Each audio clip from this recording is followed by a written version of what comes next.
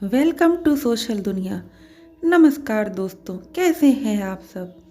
दोस्तों, आज मैं आपको एक ऐसे इंसान की कहानी सुनाने जा रही हूँ जिसे ये लगता है कि भगवान कभी भी उसके लिए अच्छा नहीं करते, बल्कि वो तो आराम से मंदिर में खड़े उसकी परेशानी का तमाशा देखते रहते हैं। और फिर उसने जो किया आप हैरान हो जाएंगे। तो मैं आइए आपको पूरी कहानी बताती हूँ। लेकिन अगर आपने मेरा चैनल सब्सक्राइब नहीं किया है तो कृपया कर लीजिए, ताकि मेरी आने वाली हर वीडियो सबसे पहले आप तक पहुंच सके। तो आइए कहानी शुरू करते हैं। एक आदमी मंदिर में सेवक था। उसका काम मंदिर की साफ सफाई करना था। भक्तों और श्रद्धालुओं द्वारा दिए गए दान में से थोड़ा बहुत उसे मंदिर के पुजारी द्वारा दे दिया जाता था। इसी से उसकी गुजर बसर चलती थी। वह अपनी जिंदगी से बहुत परेशान था और दुखी था। मंदिर में काम करते करते वह दिन भर अपनी जिंदगी को लेकर शिकायतें करता रहता था। एक दिन शिकायत करते हुए वह भगवान से बोला, भगवान जी, आपकी जिंदगी कितनी आसान है। आपको बस एक जगह आराम से खड़े रहना होता है। मेरी जिंदगी को देखो, कितनी कठिन जिंदगी जी रहा हूँ मैं। दिन भर कड़ी मेहनत करता हूँ, तब कहीं 2 जून की रोटी नसीब हो पाती है। काश मेरी जिंदगी भी आपकी तरह होती।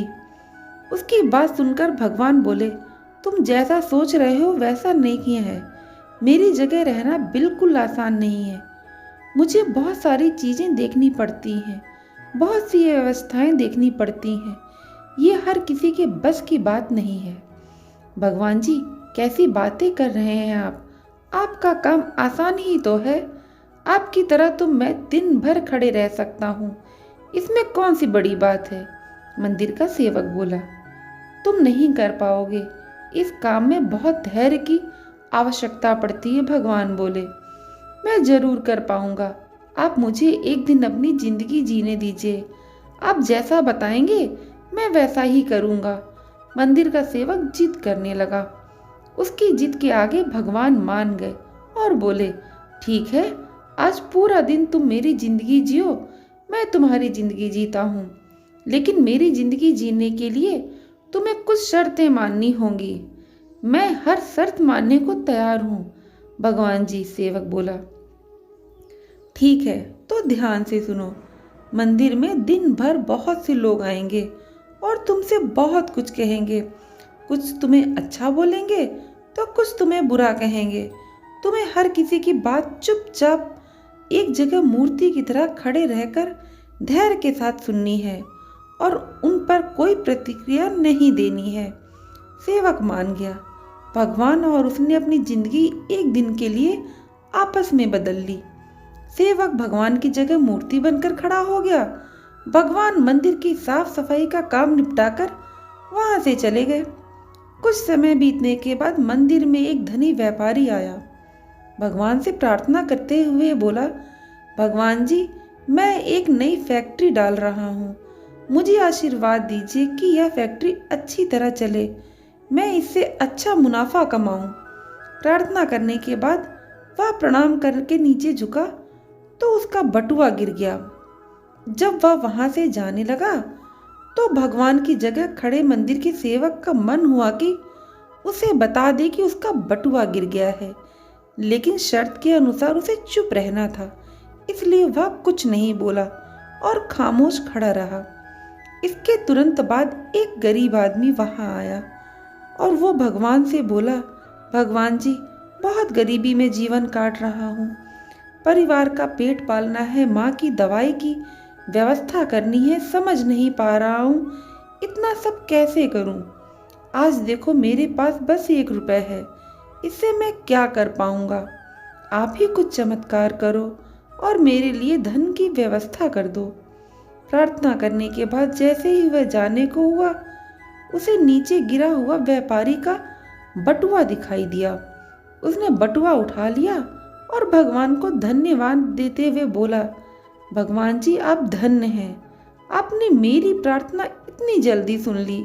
इन पैसों से मेरा परिवार कुछ दिन भोजन कर सकता है, माँ की दवाई की व्यवस्था भी हो जाएगी। भगवान को धन्यवाद देकर वह वहां से जाने लगा। जब भगवान बने मंदिर में सेवक का मन हुआ कि उसे बता दे कि वह बटुआ उस व्यापारी का है। उसे नहीं मैंने दिया, वह जो कर रहा है वह चोरी है। लेकिन वह चुप रहने के लिए विवश था, इसलिए मन मारकर चुप खड़ा रहा। मंदिर में आने वाला तीसरा व्यक्ति एक नाविक था। वह 15 दिन के लिए समुद्री यात्रा पर जा रहा था। भगवान से उसने प्रार्थना की कि उसकी यात्रा सुरक्षित रहे और वह सकुशल वापस आ सके। वह प्रार्थना कर ही रहा था कि धनी व्यापारी वहां आ गया। अपने साथ पुलिस भी लेकर आया था। नाविक को देखकर वह बोला, मेरे बाद ये मंदिर में आया है, जरूर इसने ही मेरा बटुआ चुराया होगा। आप इसे गिरफ्तार कर लीजिए। पुलिस नाविक को पकड़कर ले जाने लगी। भगवान बने आदमी को अपने सामने होते हुए ये अन्याय सहन नहीं हुआ। शर्त के अनुसार चुप रहना था, लेकिन उसे लगा कि बहुत गलत हो रहा है। यदि मैं अब भी चुप रहा तो एक बेकसूर आदमी को व्यर्थ में ही सजा भुगतनी पड़ेगी। उसने अपनी चुप्पी तोड़ते हुए कहा, आप गलत व्यक्ति को पकड़कर ले जा रहे हैं। ये बटुआ इस नाविक ने नहीं, बल्कि इसके पहले आए एक गरीब व्यक्ति ने चुराया है। मैं भगवान हूँ और मैं सब देख रहा हूँ। पुलिस भगवान की बात कैसे नहीं मानती। उनकी बात सुनकर उन्होंने नाविक को छोड़ दिया और उस गरीब आदमी को पकड़ लिया जिसने बटुआ लिया था। शाम को जब भगवान वापस आए तो मंदिर के सेवक ने पूरे दिन का वृत्तांत उन्हें गर्व के साथ बताया कि आज मैंने एक व्यक्ति के साथ अन्याय होने से रोक लिया। देखिए, आपकी जिंदगी जीकर आज मैंने कितना अच्छा काम किया। उसकी बात सुनकर भगवान बोले, ये तुमने क्या किया? मैंने तुमसे कहा था कि तुम चुपचाप मूर्ति बनकर खड़े रहना, लेकिन वैसा ना कर तुमने मेरी पूरी योजना पर पानी फेर दिया। उस धनी व्यापारी ने बुरे कर्मों द्वारा इतना धन कमाया है। यदि उसमें से कुछ पैसे गरीब आदमी को मिल जाते तो उसका भला हो जाता और व्यापारी पाप भी कुछ कम कर पाता। जिस व्यक्ति को तुमने समुद्री यात्रा पर भेज दिया है, अब वह जीवित वापस नहीं आएगा।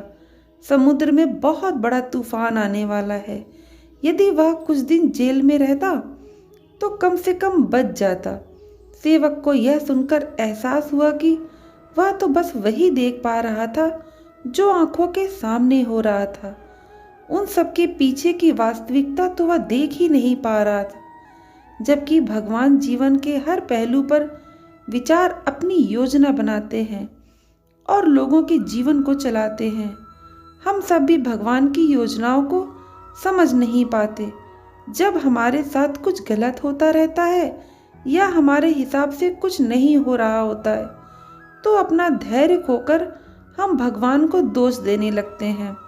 हम ये नहीं समझ पाते इन सब के पीछे भगवान की कोई न कोई योजना छुपी हुई होती है। ऐसे समय में हमें भगवान पर विश्वास रखकर धैर्य धारण करने की आवश्यकता है। इसलिए चिंता ना करें।